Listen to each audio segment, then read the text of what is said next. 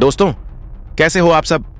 आज की बात कुछ खास है क्योंकि हम बात करने वाले हैं भारत और इंग्लैंड के बीच पहले टेस्ट मैच के चौथे दिन की।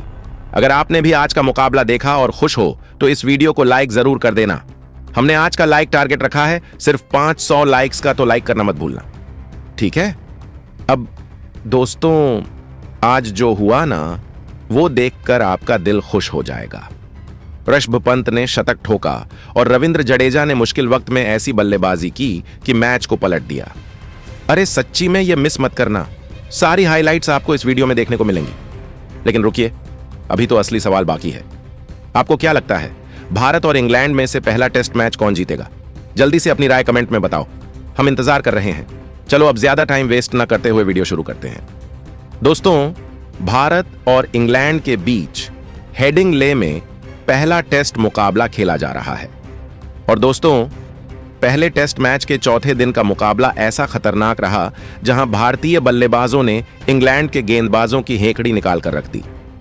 जी हां दोस्तों, यहां पर आपको हम शुरुआत से बताइए तो पहले दिन जब टीम इंडिया बल्लेबाजी पर आई थी कि टॉस जीतने के साथ, तब भारत की टीम ने पहली पारी में 10 विकेट के नुकसान पर 463 रन बनाए थे। अब दोस्तों, यहां टीम इंडिया के लिए उस वक्त यशस्वी जायसवाल ने 132 रन बनाए थे। तो ऋषभ पंत भी फॉर्म में आते हुए नजर आए और 86 रन बनाए उन्होंने, और जडेजा ने 62 रन की पारी खेली। अब दोस्तों, पहली पारी में भारत की टीम ने 463 रन का बड़ा पहाड़ जैसा स्कोर खड़ा कर दिया था। और जब इंग्लैंड की टीम जवाब में उतरी तो यहां पर इंग्लैंड की टीम ने दूसरे और तीसरे दिन तक बल्लेबाजी अपनी जारी रखी, जहां इंग्लैंड के लिए मात्र अली पॉप ऐसे बल्लेबाज थे जिन्होंने 83 रन बनाए। बाकी तो दोस्तों बल्लेबाज जमी ओवरटन थे जो कि 54 रन बना सके। लेकिन बाकी जिसके चलते यहां इंग्लैंड की टीम 57 रन तक 10 विकेट के नुकसान पर बनाने में कामयाब रही थी।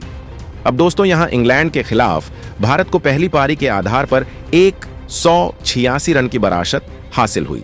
तो अभी असली कहानी तो शुरू होनी बाकी थी जब तीसरे दिन भारतीय बल्लेबाजों ने मात्र 28 ओवर खेले, जिसमें टीम इंडिया 145 रन बनाने में कामयाब हो सकी। अब यहां भारत की तरफ से जब शुभमन गिल कप्तान और यशस्वी जायसवाल बल्लेबाजी पर उतरे थे, तब शुभमन गिल का विकेट मात्र 12 रन पर ही गिर गया। तो यशस्वी जायसवाल भी 4 रन बनाकर अपना विकेट खो बैठे और यह दोनों झटके शोएब वसीर ने भारत की टीम को दिए। अब दोस्तों, यहां 2 बड़े विकेट गिर जाने के बाद भारत की उम्मीदें टूटती हुई नजर आ रही थीं। लेकिन करुण नायर और KL राहुल ने तीसरे दिन पारी को संभाल लिया और यहां करुण नायर ने मात्र 42 गेंदों में 72 रन की पारी खेली, तो वहीं KL राहुल के बल्ले से भी 43 रन तीसरे दिन निकले, जिसके चलते भारत की टीम 145 रन 2 विकेट के नुकसान पर बनाने में कामयाब हो सकी थी। अब दोस्तों, यहां पर चौथे दिन का मुकाबला शुरू हुआ और चौथे दिन के मैच में जो उम्मीदें लेकर हमारे बल्लेबाज उतरे थे उन पर पानी फिर गया, क्योंकि दोस्तों गेंद और बल्ले का संपर्क अच्छे से हो ही नहीं रहा था। यहां पर हर एक गेंद को देखकर ऐसा लग रहा था कि बल्लेबाज करें तो करें क्या। यहां कभी गेंद बाउंस कर रही थी तो कभी स्विंग हो रही थी और तेज गेंदबाजों को काफी मदद मिल रही थी, जिसके चलते करुण नायर और KL राहुल अपनी पारी को ज्यादा आगे बढ़ा नहीं पाए। जी हां दोस्तों, करुण नायर से उम्मीदें थीं कि आज वह अपना शतक पूरा करेंगे, भारतीय क्रिकेट टीम में खेलते हुए पहला। लेकिन दोस्तों, यहां करुण नायर चूक गए और वह मात्र भारत के लिए इस मुकाबले में 84 रन बनाकर ही आउट हो गए। जी हां दोस्तों, 84 रन की पारी करुण नायर ने खेली, जहां अपनी इस पारी के दौरान उन्होंने 5 चौके और 4 बड़े भी लगाए, जैसा कि आप सभी यहां पर स्कोर कार्ड में भी देख सकते हो। अब दोस्तों, करुण नायर को अपने जाल में फंसा लेने के बाद बन स्टोक्स ने एक और नई चाल चली। उन्होंने दूसरे छोर से गेंदबाजी पर लगा दिया ब्राइडन कार्स को। और दोस्तों, ब्राइडन कार्स ने जो गेंदबाजी की वो देखकर तो एक पल के लिए KL राहुल भी हैरान हो गए। और यहां KL राहुल भी भारत के लिए अच्छा प्रदर्शन कर नहीं पाए, जहां KL राहुल का विकेट 48 रन पर गिर गया। और दोस्तों, KL राहुल के आउट हो जाने के बाद मैदान पर चारों तरफ सन्नाटा छा चुका था, क्योंकि भारतीय फैंस अब जोशीले नहीं बल्कि उदास और मायूस हो गए थे, क्योंकि जिन खिलाड़ियों से उम्मीदें थीं वो अपना विकेट खो चुके थे और भारत के 4 बड़े विकेट गिर गए थे।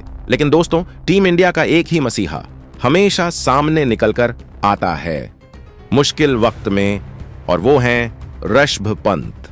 जी हां दोस्तों, ऋषभ पंत ने यहां कसम खा ली कि वह भारत को यहां से बैकफुट पर जाने नहीं देंगे।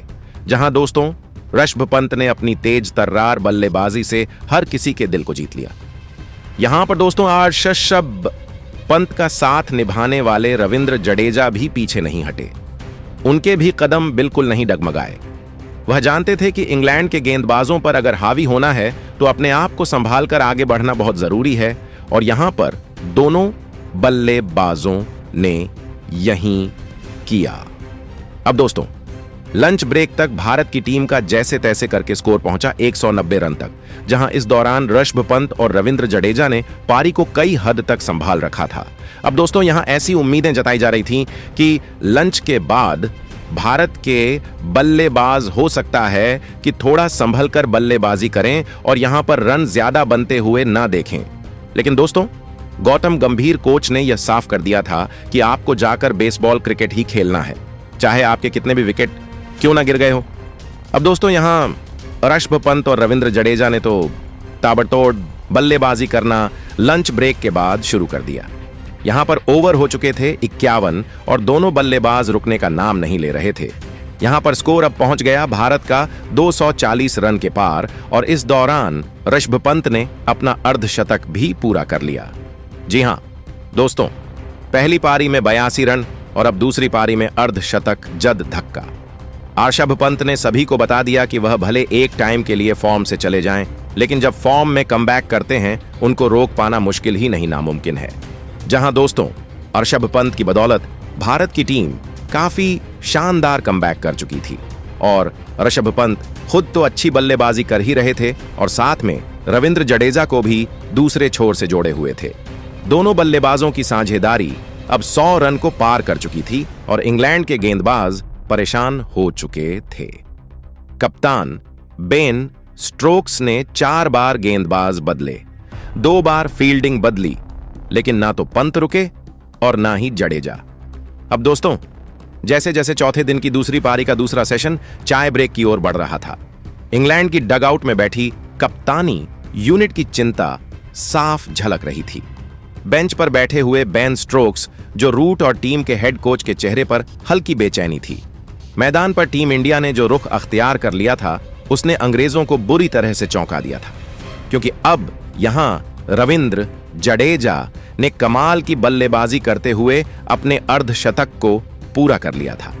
पूरे आत्मविश्वास के साथ बल्लेबाजी कर रहे जडेजा के इस प्रदर्शन ने न सिर्फ दर्शकों का दिल जीत लिया, बल्कि इंग्लैंड की टीम के लिए सिरदर्द पैदा कर दिया था। यह अर्धशतक आया महज 72 गेंदों में, और वह भी तब जब भारतीय टीम का मध्यक्रम संकट से गुजर रहा था।